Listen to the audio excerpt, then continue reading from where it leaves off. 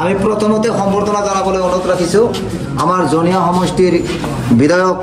doctor Hafiz Rafiqul Islam সাহাবক তেখেতক সম্বর্ধনা জানাবো আমার এজন শিল্পীয়ে আর তেখেতে মেম্বারও হয় বলাইবাজার টিভির মেম্বার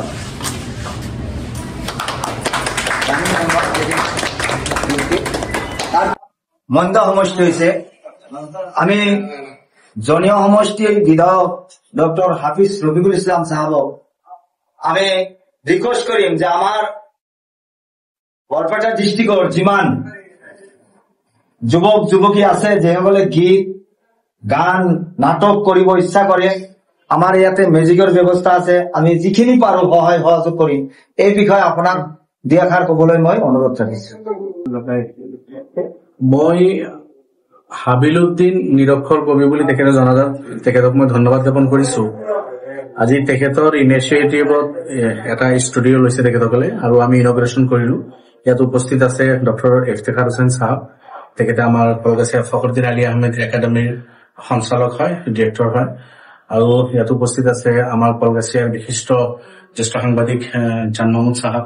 তেখেতে আছে আমাৰ জাকিৰ ভাই তেখেতে গেষ্ট হৈ ইয়াতে আহিছে হাফিজ জাকিৰ সাহেব আৰু বহুজন ইয়াতে উপস্থিত হৈছে আপোনাৰ কলা সংস্কৃতিৰ লগত জড়িত থকা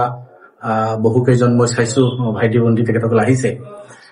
আৰু সঁচাকৈ মোৰ ভাল লাগিছে যে হাবিলুদ্দিনক গোটেই অসমে জানে এতিয়া তেখেতে নিৰক্ষৰ কবি বুলি জানে স্কুলত যোৱা নাই তেখেতে মোৰ ঘৰৰ ওচৰতে মই কলগাছিয়াত মোৰ ঘৰ তেখেতৰ গুণিয়ালগুৰি মোৰ ওচৰতে ঘৰ স্কুলত তেখেতে কোনোদিন যোৱা নাই লিখিব নাজানে অ আ লিখিব নাজানে ABCD লিখিব নাজানে কিন্তু প্ৰতিভা আছে তেখেতৰ এই প্ৰতিভা বহুদিনৰ পৰা তেখেতে কবিতা লিখে কবিতা আবৃত্তি কৰে বিভিন্ন মঞ্চত আগত এটা সময় আছিল তেখেতে মঞ্চ বিচাৰি ফুৰে যে কোনোবা এটা মঞ্চত ঠাই দিলে তেখেতৰ লিখা গীতটো গাব এনেকুৱা এটা সময় গৈছে তেখেতৰ কিন্তু এতিয়া গোটেই অসমে তেখেতক জানে আৰু বিভিন্ন ঠাইৰ পৰা তেখেতক ইনভাইট কৰি লৈ ডাঙৰ ডাঙৰ মঞ্চত তেখেতৰ সেই গীত বা কবিতাবিলাক মানুহে পৰিবেশন কৰাৰ কাৰণে সুবিধা দিয়ে এইটো সঁচাকৈয়ে মানে আমি তেখেতক ধন্যবাদ দিব লাগিব যে স্কুলত নযোৱাকৈ নিৰক্ষৰ এজন ব্যক্তি কিন্তু তেখেতৰ যিটো প্ৰতিভা ভিতৰত সেইটো বিকাশৰ কাৰণে তেখেতে দিনে নিশাই লাগি থাকে এতিয়াতো নিজকে ডিভোট কৰিছে একেবাৰে দিনে ৰাতি তেখেতৰ এইবিলাকে চৰ্চা আৰু ভাল লিখে ভাল গায় তেখেতে লিখে মানে নিজে লিখিব নাজানে যিখিনি তেখেতে গায় সেইখিনি লগৰ বন্ধুসকলে লিপিবদ্ধ কৰি দিয়ে তেখেতসকলে তো সকলোতকৈ ডাঙৰ কথা হল যে হাবিলুদ্দিনে এজন নিৰক্ষৰ ব্যক্তি হলেও যি কথাখিনি কয় গান গীত মাত যিখিনি গায় আপোনালোকে যদি শুনিছে নিশ্চয় বহুতে শুনিছে আপোনালোকে তাতে কিন্তু মিনিংফুল গায় তেখেতে গভৰ্ণমেণ্টক মানে পজিটিভ লাইনত সদায় সমালোচনা কৰে গভৰ্ণমেণ্টৰ ভুল কামবিলাক তেখেতে ফহিয়াই দিয়ে তাত মানে তেখেতে ক্ৰিটিচাইজ কৰে আৰু সমাজত যিবিলাক ব্যাধি আছে এই ব্যাধিবিলাকো তেখেতে উজাগৰ কৰাৰ কাৰণে চেষ্টা কৰে তো এজন মানুহ স্কুলত নাই যোৱা পঢ়া নাই শিকা নাই তথাপি তেখেতে অসমীয়া বাংলা হিন্দী এইবিলাকত তেখেতে কবিতা লিখে কবিতা গায় আৰু এতিয়াতো তেখেতে নিউজো পৰিবেশন কৰে তেখেতে ইউটিউবাৰ হিচাপে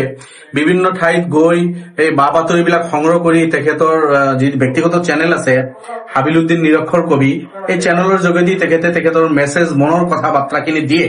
আৰু আমি লক্ষ্য কৰিছো যে তেখেতে সঁচাকৈয়ে যি কথা বাৰ্তাবিলাক কয় মনৰ পৰা কয় তেখেতে আমাৰ সমাজটো সংস্কাৰ হোৱা বিচাৰে আমাৰ সমাজৰ মানুহ যে অধিকাৰৰ পৰা বঞ্চিত হৈছে বা অসমত বিভিন্ন জাতি জনগোষ্ঠীৰ মানুহখিনি যে ডিপ্ৰাইভ হৈছে শাসক গোষ্ঠীৰ দ্বাৰা এই কথা বাৰ্তাবিলাক জোৰদাৰভাৱে তেখেতে উত্থাপন কৰে কেতিয়াবা মই তেখেতক পৰামৰ্শ দিওঁ যেহেতু তেখেতে নিৰক্ষৰ ভাষাৰ অলপ সিফাল তাৰতম্য হৈ গলে নিৰক্ষৰ মানুহৰ কাৰণে বহুত কিছু মানে সমাৰ যোগ্য আৰু তেখেতসকলে তো মই কেতিয়াবা কওঁ যে তোমাৰ এই শব্দকেইটা নহলে ভাল হ'ব বা এনেকুৱা ধৰণৰ ক'ব লাগিব মানি লয় তেখেতে যেহেতু তেখেতৰ সমাজৰ কাৰণে কাম কৰাৰ মনৰ পৰা যিটো আগ্ৰহ সেইকাৰণে তেখেতে তেনেকৈ কৰে কিন্তু শক্তিশালীভাৱে তেখেতৰ মনৰ কথাখিনি আমাৰ সমাজৰ সমস্যাখিনি আমাৰ মানে আমি যে ডিপ্ৰাইভ হৈছো শাসক গোষ্ঠী যে ডিপ্ৰাইভ কৰিছে বা আমাক যে বেলেগ দৃষ্টিত চাই কিছুমান ডিপ্ৰাইভ ছেকশ্যনক শাসক গোষ্ঠী যে আমাক লৈ চিন্তিত নহয় এই কথা বাৰ্তাবিলাক কিন্তু সহজৰে তেখেতে উত্থাপন কৰে মই তেখেতক ধন্যবাদ জ্ঞাপন কৰিছো আজি এটা ষ্টুডিঅ তেখেতে মুকলি কৰিছে আৰু ইমান দূৰলৈকে চিন্তা কৰিছে তেখেতে কংগ্ৰেছত আপোনালোকে দেখি আছে ধুনীয়াকৈ এটা ৰুম তেখেতসকলে লৈছে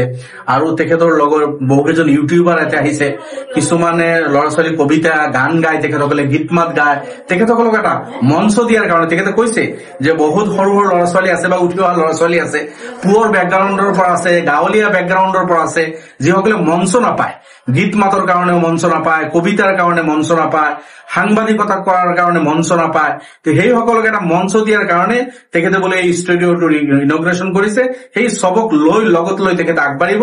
মোৰ শুভেচ্ছা থাকিল মোৰ আশীৰ্বাদ থাকিল আপুনি আগবাঢ়ি যাওক আৰু এনেকে আপুনি অসমৰ জনতাৰ কণ্ঠ হৈ আপুনি কবিতাৰ যোগেদি আপোনাৰ সাংবাদিকতাৰ যোগেদি আপুনি আগবাঢ়ি যাওক আৰু আপুনি যিটো ভাবিছে যে আৰু উঠি অহা চাম যিসকলে মঞ্চ পোৱা নাই সেইসকলক ভাল এটা মঞ্চ দিব লাগে এইটো ভাল চিন্তা আপুনি কৰিছে তাৰ কাৰণে বিধায়ক হিচাপে মই সহযোগ কৰিম মোৰ সহযোগিতা আপোনাৰ প্ৰতি থাকিব থেংক ইউ